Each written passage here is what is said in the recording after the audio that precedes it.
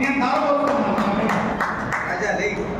ఒకసారి రాజా చేసేవారు ఆ స్నేహితుడు నాకు వయసులో ఇంజనీరింగ్ ఉన్నారు. ఇప్పుడు నాకు ఆ శక్తి లేదు, 50 దాటి అయితే వీళ్ళందరూ ఒక ఎత్తు అయితే నన్ను సాహిత్యంగా ఇప్పుడు ప్రస్తుతానికి నన్ను మోసుకొని తిరిగే తప్ప మా యువకులు మొదలై ఈరోజు ఈ మనుషులు ఆయన కొత్తగా నాకు పెట్టిన ఆయన కంటూ మా బంగారం ఉన్నా.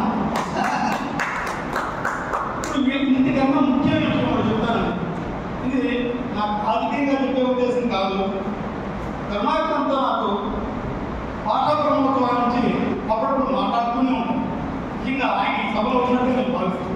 ఎందుకంటే ఆయనతో ఎప్పుడు మాట్లాడినా కూడా మా ఇద్దరు మధ్యలో ఏదో ఒక కథ ఏదో ఒకటి చెప్తూ ఉంటాడు.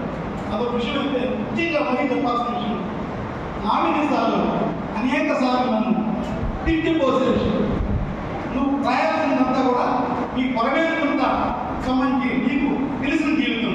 నువ్వు పొరవేరు నుంచి బయలుదేరితే టీపీకెళ్ళి స్కూల్ ఎస్వేట్ అంటే గేట్ లేదు, సైకిల్ తొక్కుని జూనియర్ కాలేజీకి వచ్చేవాడు. ఈ జీవితం అంతా ఇది పొరవేరు ఎలాగైతే సిటీలో కనిపిస్తుందో ఆ జీవితం రాకుండా ఈ కవితలు ఎందుకొని చెప్పి ఇప్పటికీ చెప్తా ఉన్నాడు.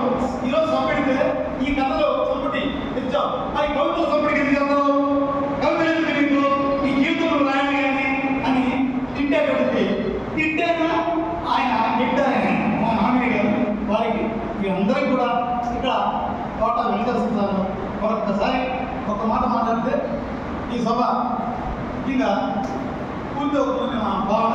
ఆయన ఎందుకంటే ఇద్దరం వేదిక ద్వారా మా కవిత ఎప్పుడైనా కలిసినారంటే